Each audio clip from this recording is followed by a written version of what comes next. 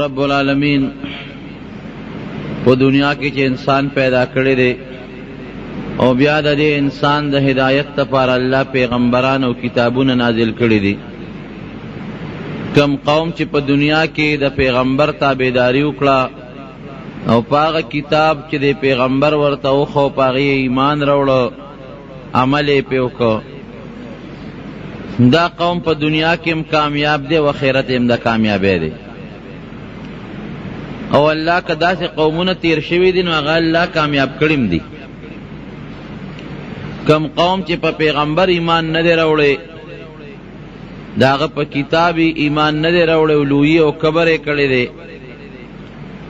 رب العالمین هغه قوم په دنیا کې هم تباه کړی دی، آخرت هم د رسوایی دی.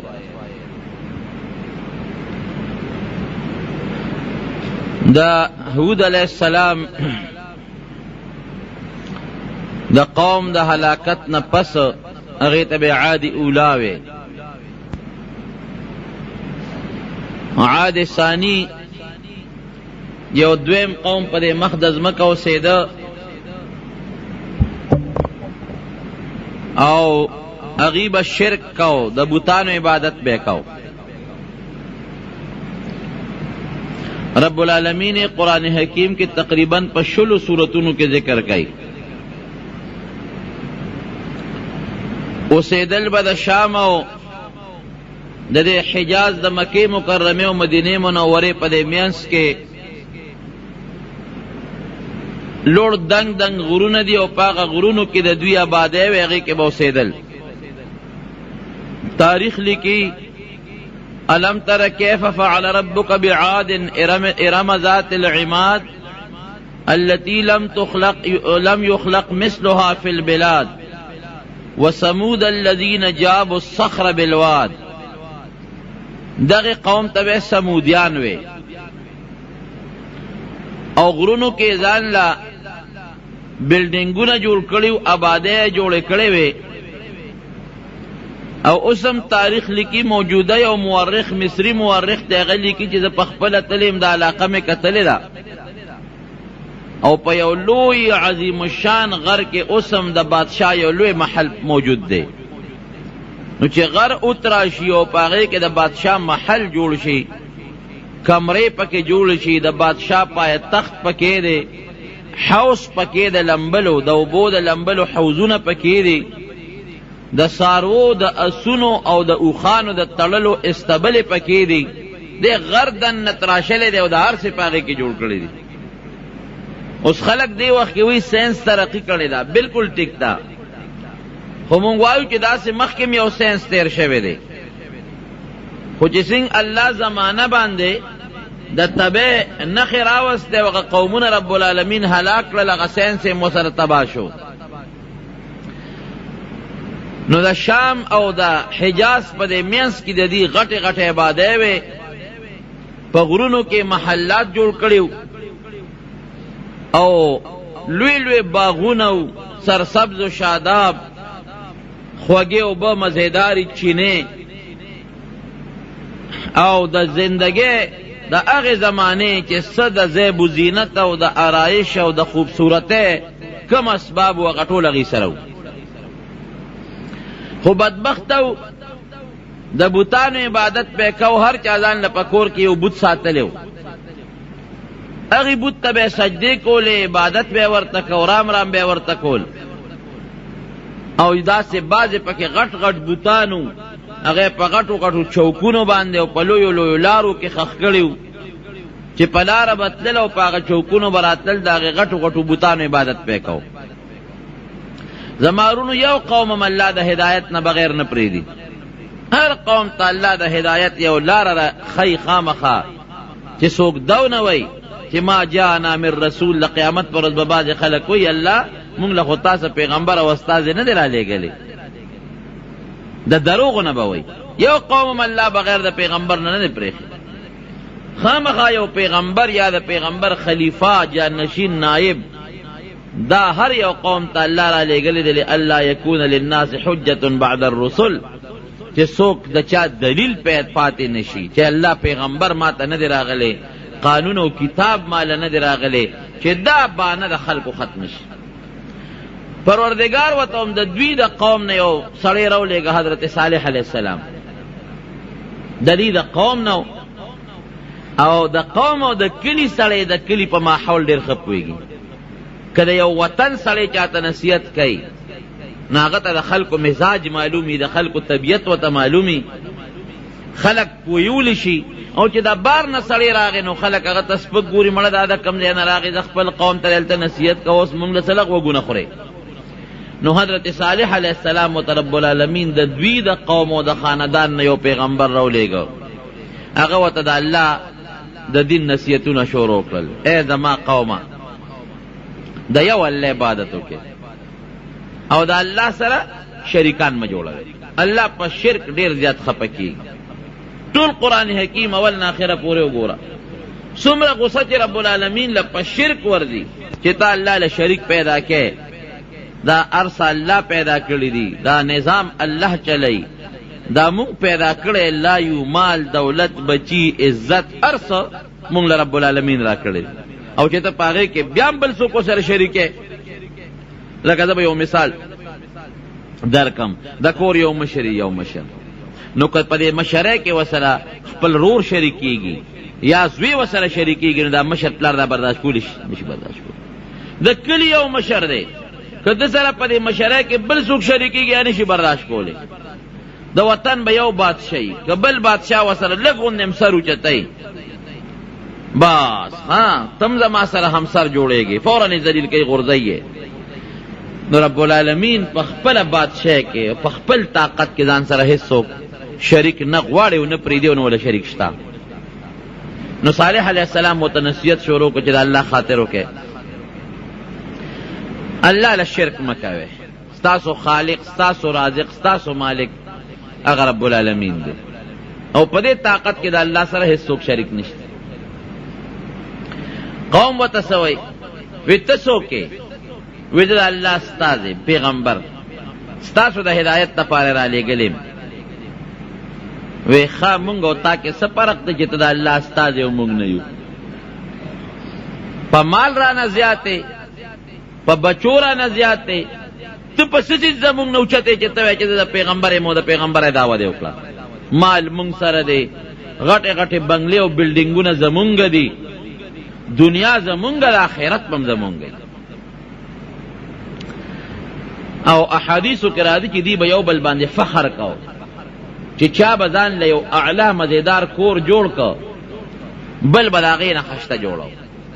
بل به د هغې نه خشته جوړو، بل به د هغې نه خشته جوړو. په آبادو په بلډینګونو کې به یو بل سره مقابلې کولې. او د دې قوم نه کبرجن قوم بل نو، ډېر انتهایی متکبره قوم، ډېر لوی کبر و پکې. ګوره د یو بل نه اوچته آبادۍ جوړول، په هغې فخر کول، زما آبادي ستا د هغې نه ښه ده، بل به زما دا ستاره دی نه ښه ده، دام کبر شو. او بل پیغمبر ته دا ویل چې ته خو زما د قوم نه، ما او تا کې څه فرق دی؟ د دې کلي اوسېدونکې زه ستانه په مال او په دولت او په بچو او په طاقت زیات یم، تا له الله پیغمبري درکړه؟ نه منو ده، ځه چې سرې خوښی کوه. نبی کریم صلی الله علیه وسلم ته به هم د مکې کافرو دغسې وي چې ته خدای پیغمبر جوړ کړې، ته خو یتیم یې، مال دی نشته، دولت دی نشته، مال زمونږ دی، دولت زمونږ دی، مونږ پیغمبران نه جوړېږي او ته جوړېږي. هر پیغمبر ته چې خپل قوم پیغور ورکړی دی، ګورې د مال یې ورکړی دی، د دولت یې وله ورکړی دی. او دا یو لویه نشه د مارونو ګورې اوس هم د خلکو په سر کې پرته ده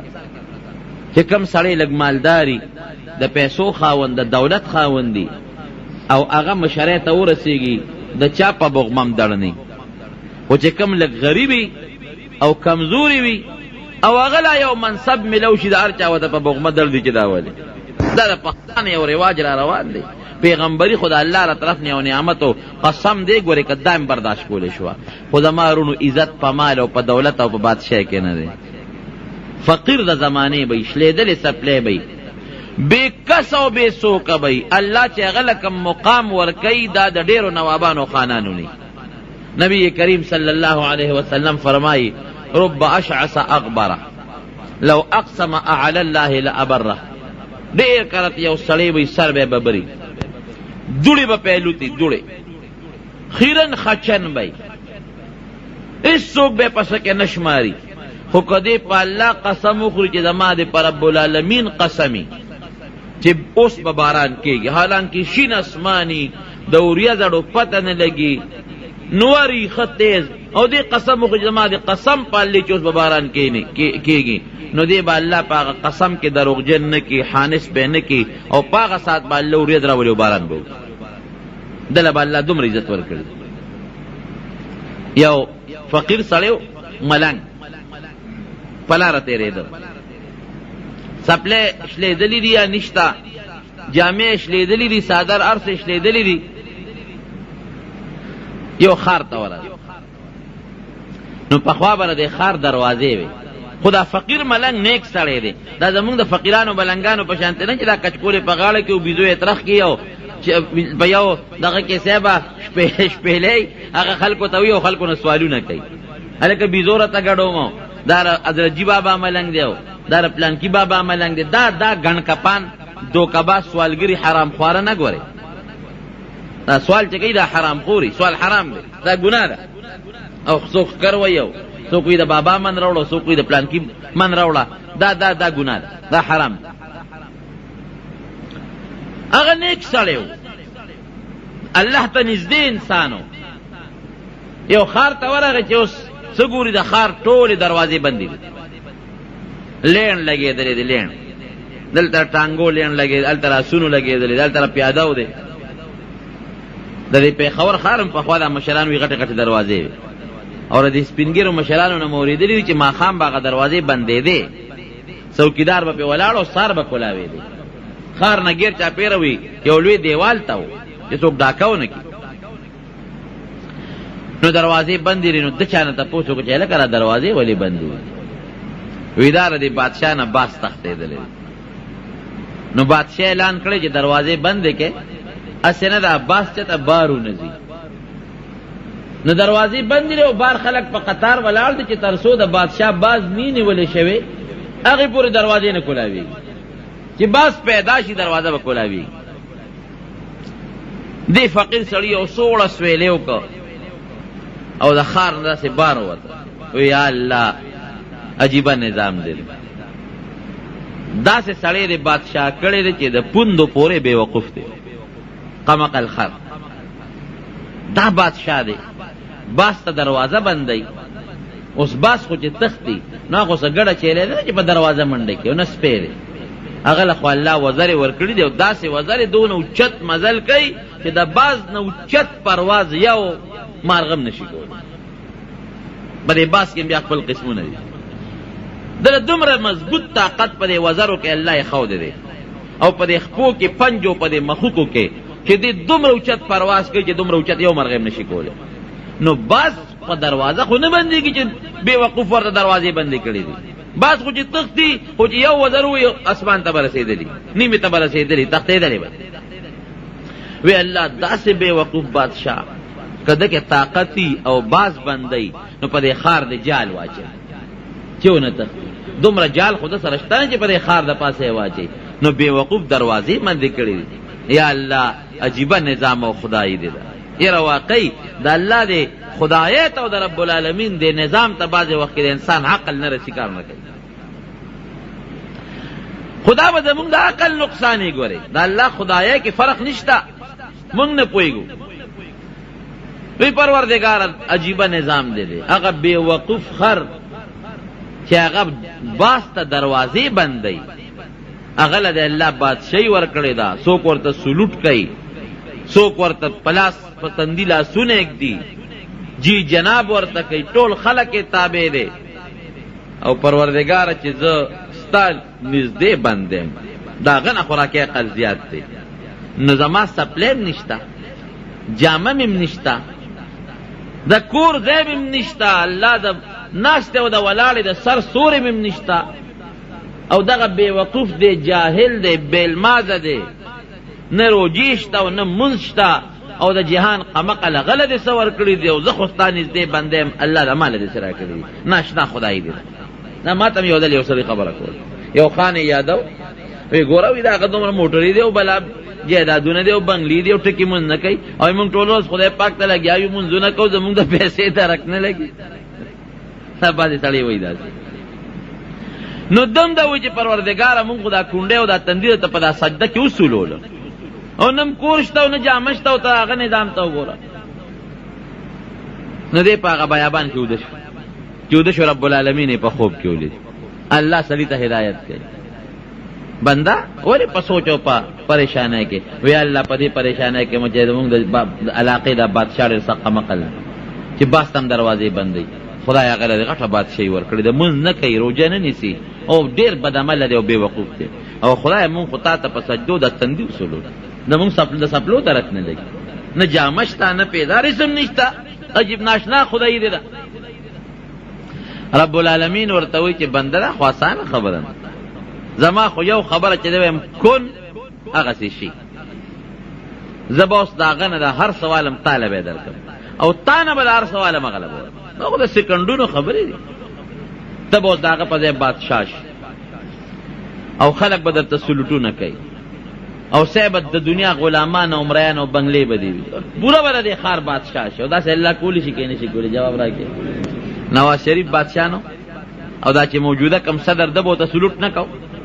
بوټله به یې درز ورکړو په تندي به یې ورته لاس کېښود هغه نواز شریف جیل ته لاړ او نن یې په خپل وطن کې ځای نشته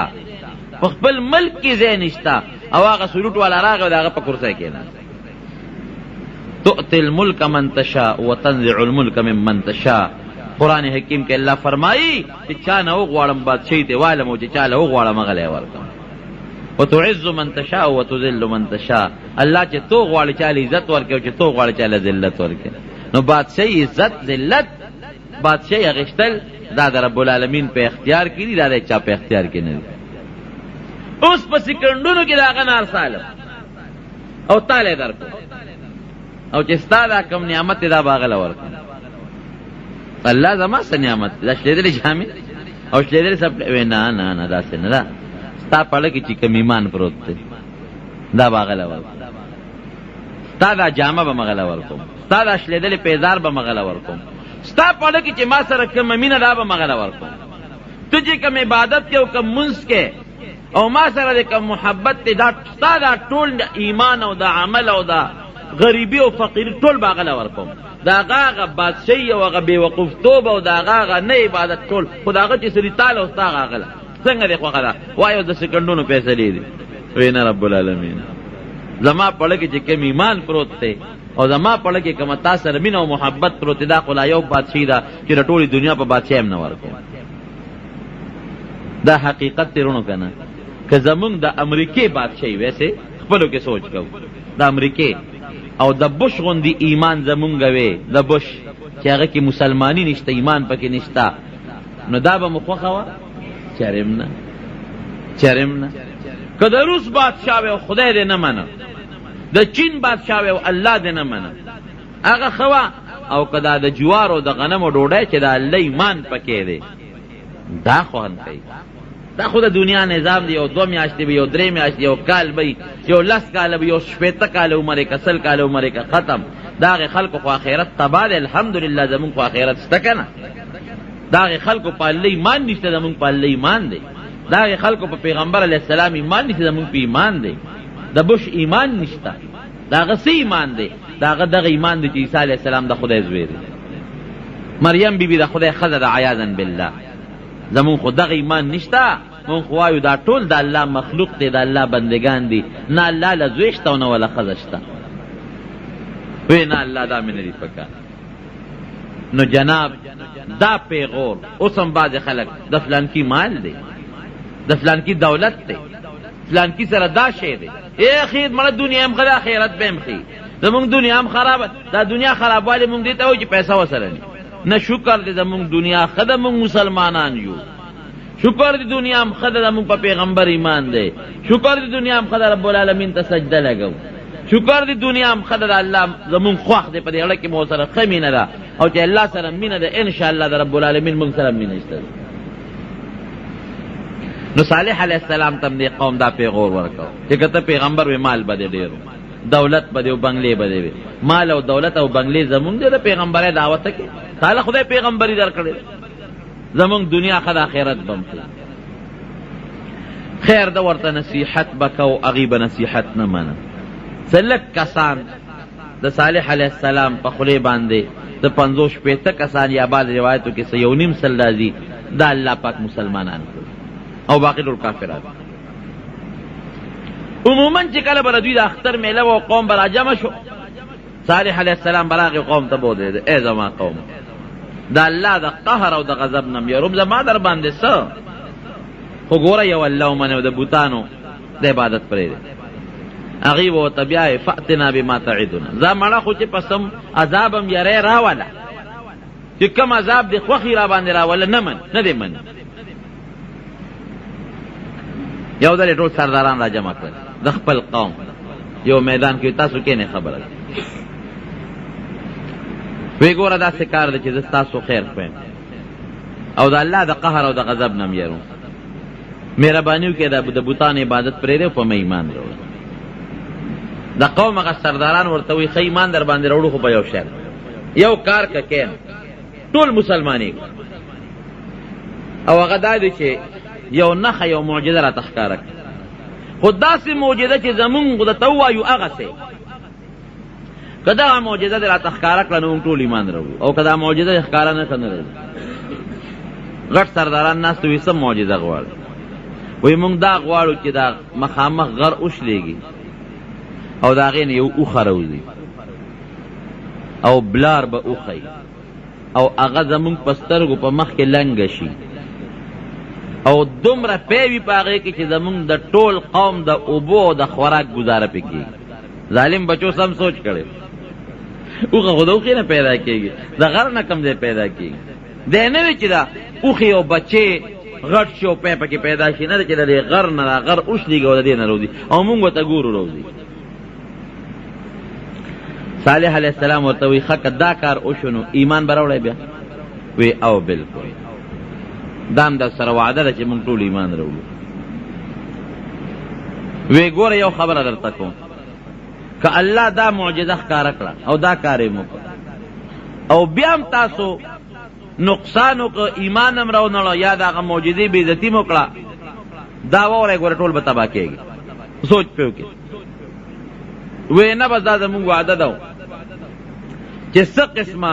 قسم وی او هر څه وی در سره کو او ټول مسلمانېږو، بس دا ستا د پیغمبرۍ او دلیل که دا شی ښکاره شي مونږ ته پته ولګي چې ته د خدای پیغمبر یې، ځکه دا کار بغیر د الله نه بل څوک نه شي کولی، او که دا کار نه کېږي نو سر مه خوږوه. حضرت صالح علیه السلام رب العالمین ته وجلل، چغې جوړې کړې پروردګار ته چې یا الله زما دا قوم زمانه دا معجزه غواړي، الله دا معجزه مونږ ته ښکاره کړه، او الله زه خو دې لپاره دا معجزه غواړم چې دا قوم ټول مسلمانان شي او دوی را سره وعده وکړه مسلمانېږي. رب العالمین ورته جبریل علیه السلام راولېږه چې دا سرداران کېنه او پوه یې کړه چې که دا اوښه خو زه درته اوس را پیدا کوم، خو که دې له چا ګوتې یوړې، پوه یې کړه چا زخمي کړه، چا وشړله د خپل فصل نه، نو فوراً به دا قوم تباه کوم. دویم دا دی چې د دوی یو مخصوصه چینه وه، د هغې نه به یې اوبه څکلې، یو ورځ به د دې اوښې وي د اوبو او یو ورځ به د دوی د ټولو وی. کومه ورځ چې د دوی د دې اوښې د اوبو د څکو وي نو په هغه ورځ به نه د دوی ګډه راځي، نه به چیلی راځي، نه به دوی راځي، هېڅ څوک به هم اوبو له نه راځي، او یو ورځ به د دوی وي یو ورځ د اوښې. پوه یې سرداران یې راغونډ کړل، وی کېنه، وی بلکل الله زما خبره مني، دعا مې قبلوي، دا اوښه را پیدا کوي خو په دغه شرط کم خوښي، وی بلکل مونږ ته منظور دی. مفسرین لیکي احادیثو کې راځي چې مخامخ غر باندې زلزله غوندې راله وړقېده، دې ټولو سردارانو ورته په خپلو سترګو کتل، او چې وړقېده نو داسې اواز یې وکړ لکه اوښه چې لنګېږي او اواز کوي، او اوچاو د هغه غر او د هغې نه اوښه راووته، دوی ورته کتل مخامخ، بلار به اوښه وه ښه غټه سربه، د دې مخکې د هغې بچی پیدا شو، صالح علیه السلام د پړي نه ونیوله او د قوم سردارانو چې څومره د قوم مشرانو ټول ولاړو وی ها دا واخله دا د الله معجزه دا بغیر د الله نه بل څوک کولی شي نشي کولی او چې زما په دعا الله دا ارسو کړ دا د ما معجزه ویم دیتا چې د پیغمبر د لاس نه داسې یو کار ښکاره شي چې هغه د عام عادت او د عقل خلاف د عقل خلاف د عام عادت خلاف دا یو لویه نښه رب العالمین ما ته راکړه اوس ایمان راوړی که نه راوړی نو د قوم بعضې سرداران هغې ایمان راوړو مسلمانان شو بعضو وی مونږ خپلو ملګرو سره مشوره کوو چا وی یاره دا خو جادوګر دی جادوی را باندې وکړه خو خیر څه موده د اوښې ډېر قدر کوو یو بل ته به وی ګورې پام کوی چې اوښې له ګوتې یو نسې پر زړه کې خو پوه وو چې دا د الله معجزه ده پیغمبر معجزه ده اوښه کې اوښه څنګه اوښه وه اوښه کې د هر یو قسم رنګ و پکې رنګ خشته مزینه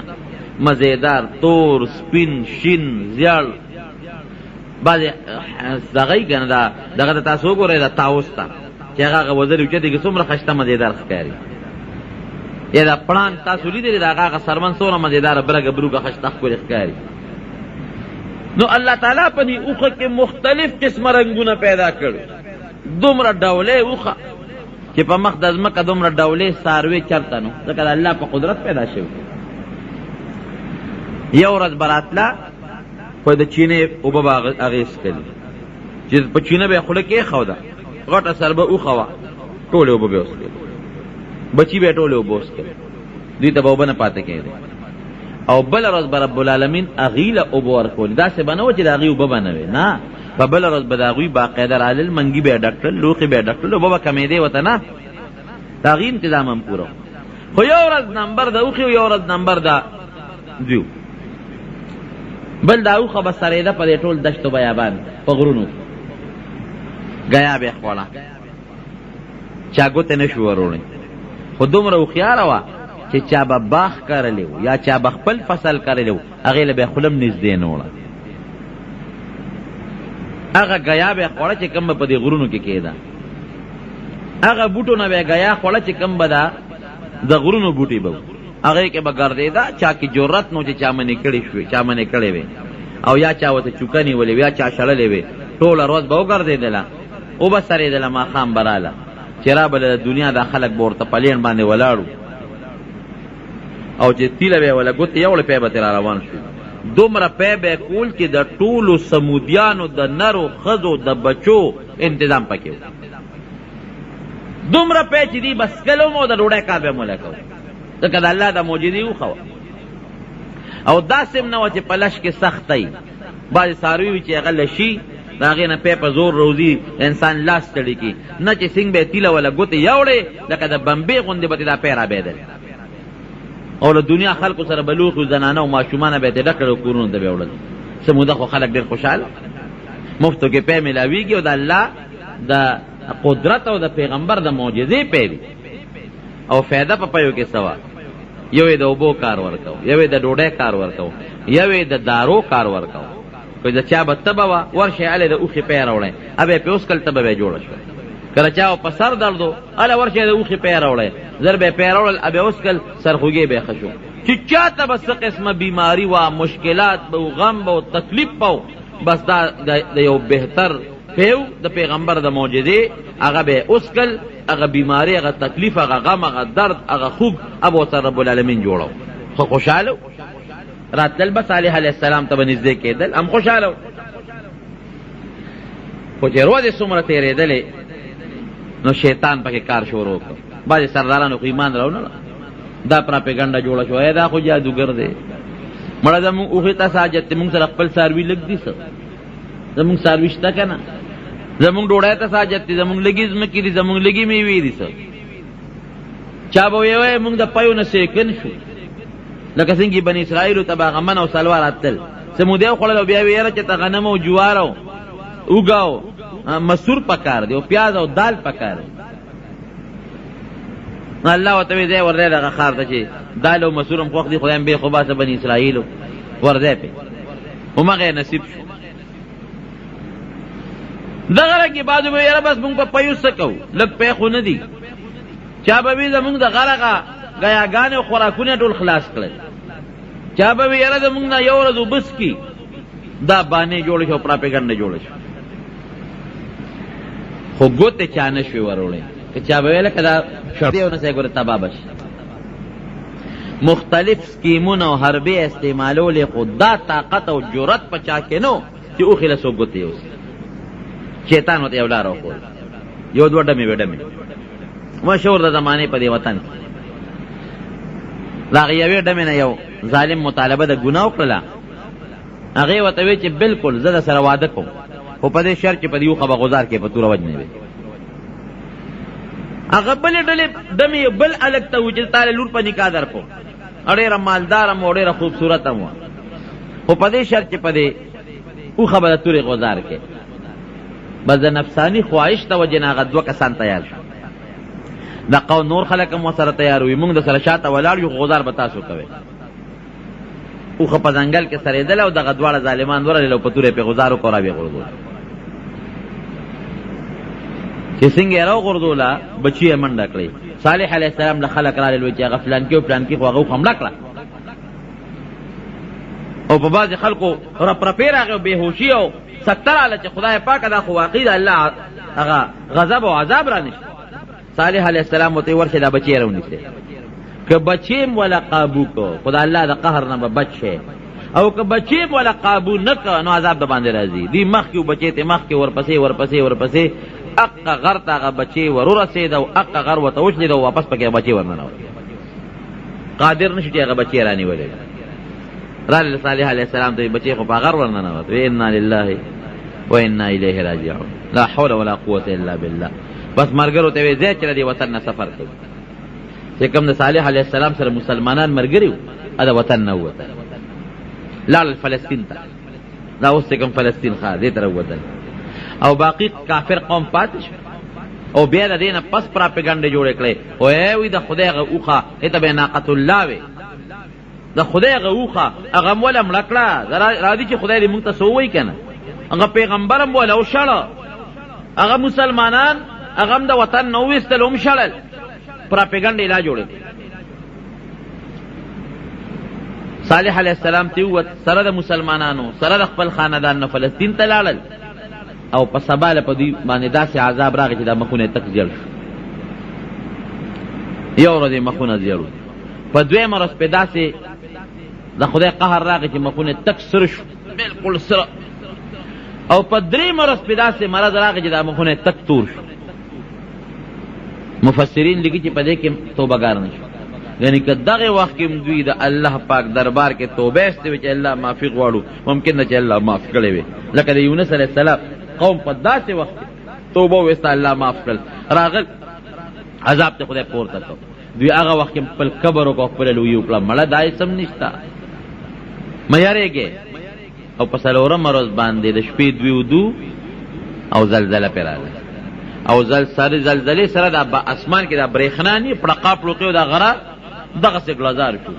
او داسې د تندر اوازونه پرې راغلل چې کم سړی او کمه ښځه په کم ځای پراته وم پاقه ځای ته سوخته کلي روان شو خلک مړه شو په یک دم یو سیکنډ کې د ټولو نه سوته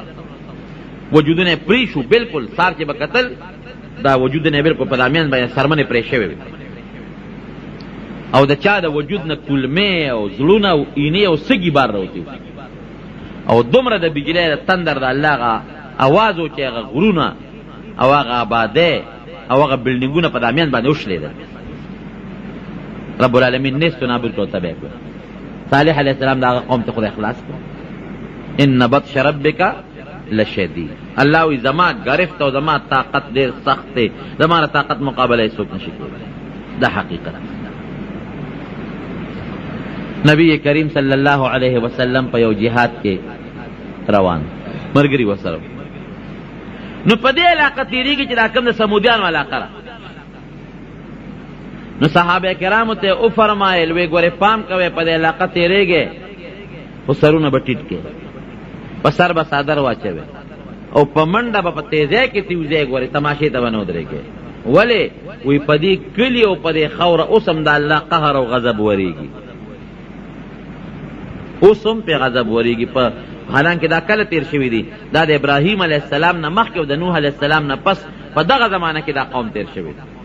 سو کوئی په دریم پشت کې او بعض علما لیکي په اوم پشت کې د نوح علیه السلام اولاد دومره لرې تیر شوی دی په زرګونه کاله مخکې. او نبی علیه السلام فرمایي چې اوس هم په دې قوم د الله قهر او د الله غضب ورېږي. نو ګورې او جاړی چې په دې لاره تېرېږي د خدای د قهر نه په منډه تیر شي، سرونه ښکته کې او چې کومه چینه ده اوس هم هغه چینه شته له سمودیانو هغه د هغې نه ګورې اوبه ونسکې، هغه د الله د قهر او د غضب پې ورېدلی دی، د هغې نه چې یو څاڅکې اوبه مو ونسکې. دا اوس هم مسله ده د دین چې کوم قوم هلاک شوی دی او عذاب پې راغلی دی د هغې تماشې له به څوک نه ځي. زمونږ دا خلک د هغې تماشې له ځي، د پلانکو کنډراتو تماشو له ځو، د پلانکو هغې له ځو، پلانکو هغې له ځو، نه دې نه به زر تېرېږي. هلته به خوراک نه کوې، هغلته اوبه نه څکې، هلته به سر ښکته کې او دی به د الله د قهر نه به یېرېږي. او زمونږ خلک یې تماشو له ځي، هلته بازارونه جوړ شوي، خلک پکې خوراکونه کوي، سیل نه خلک دي، دا ګناه ده، ناروا دي. نو زما عزتمند درونو خبره مې دې پورې کوله چې هغې قوم خو یو د الله نافرماني وکړه، د پیغمبر یې ونه منله. دویم کبر یې کولویي یې کوله. نو رب العالمین د هغې کبر او د هغه لویه وله دومره مضبوطه سزا ورکړه چې د قرآن حکیم په 13 سورتونو کې اوس هم د هغې ذکر دی، په 13 سورتونو کې. او د عبرت او د مثال دپاره رب العالمین او د نبی کریم صلی الله علیه وسلم خپلو صحابو ته ذکر کوي. کبر او لویي دا ډیره خطرناک او سنگینه ګناه ده، الله دې مسلمان وساتي. نبی کریم صلی الله علیه وسلم فرمایي او حدیث ته وی چې دا چا په زړه کې د اوري د دانې عمره، د شلشم نم د اوري دانه واړه ده، د شلشم او د اوري د دانې عمره کبري، د جنت خوشبوئی په حرامه ده. حالانکه د جنت خوشبوئی د 500 کالو په مزل محسوسېږي. اله به جنت ته ځي چې د جهنم په اور ته رب العالمین دا کبر وسوځي.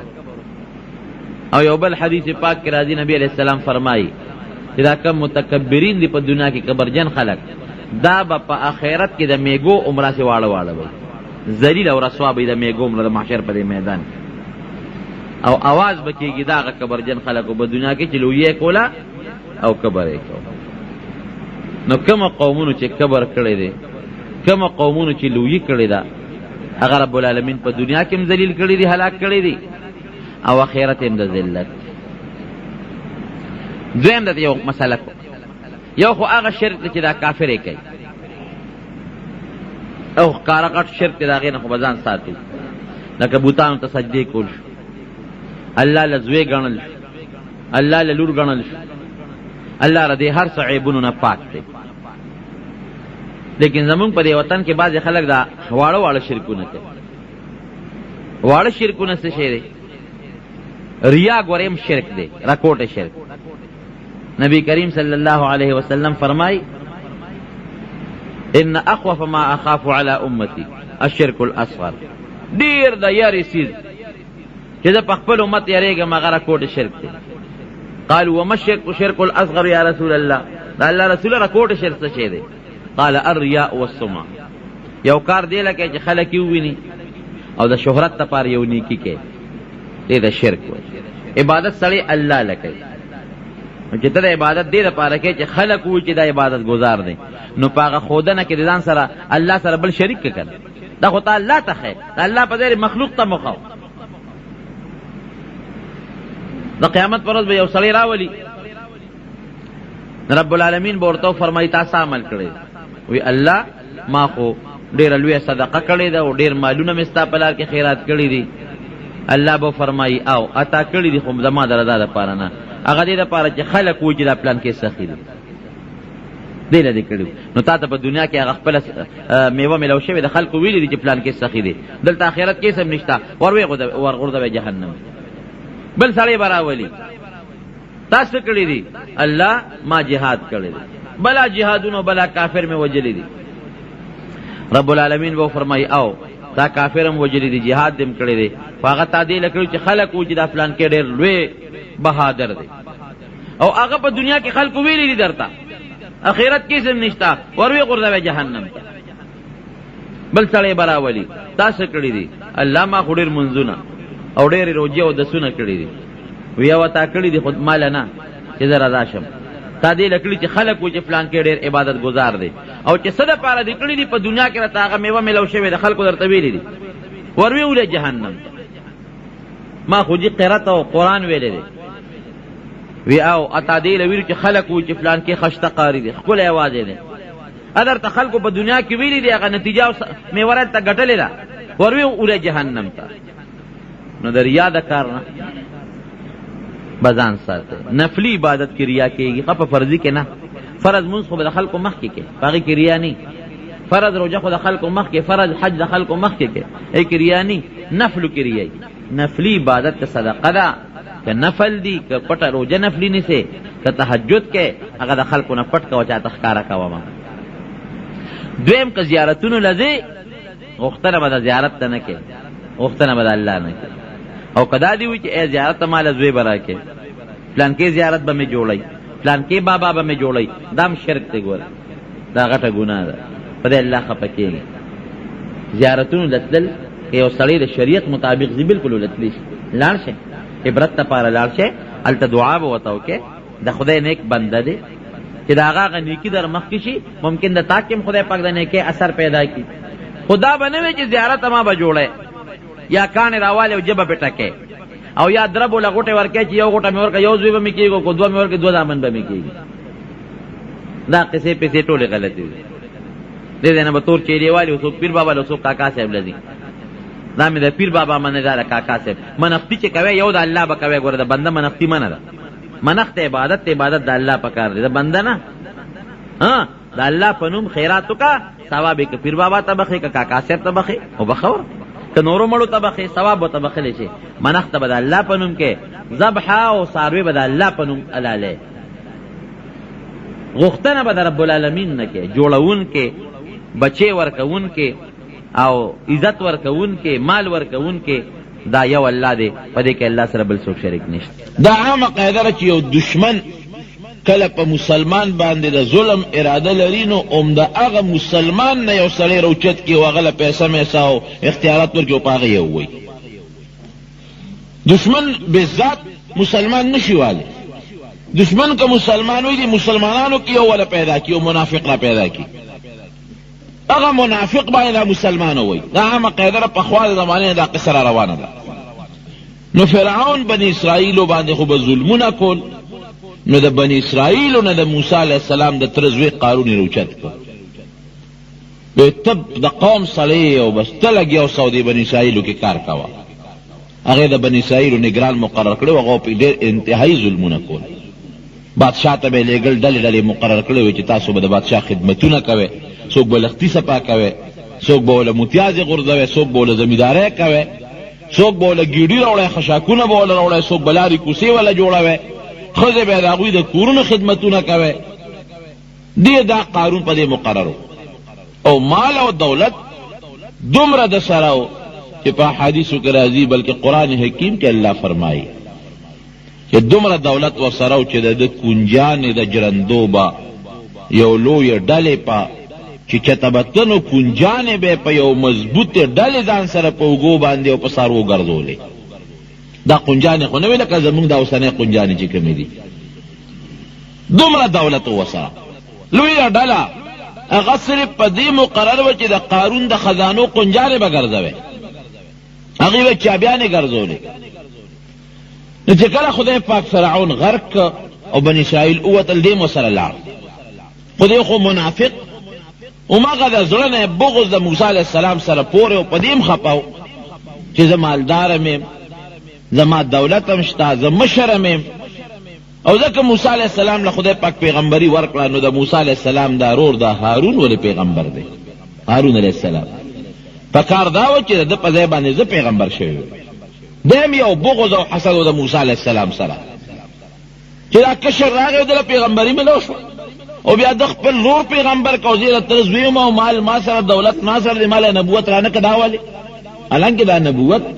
دا د خپل اختیاري شیز نه دا الله خو خلق الله يعلم حيث يجعل رسالته. الله قرآن کې فرمایي هغه ځای ما ته معلوم دی چې کوم ځای کې د پیغمبري ورچوم. یو زمیندار دی په ځمکه کې کار کوي نو هغه په خوره ځمکه کې چرم کار نه کوي هغه تخم خوري هغه ځمکه کې کار کوي چې هغه جوړه ځمکه وي، خوږه ځمکه وي، بیا نورم پاک او جوړه کړي، د هغې نه پس پکې غنم کري. یعنی په دې دش بیابان قیمتي ځمکه ده، سړک په غاړه ځمکه ده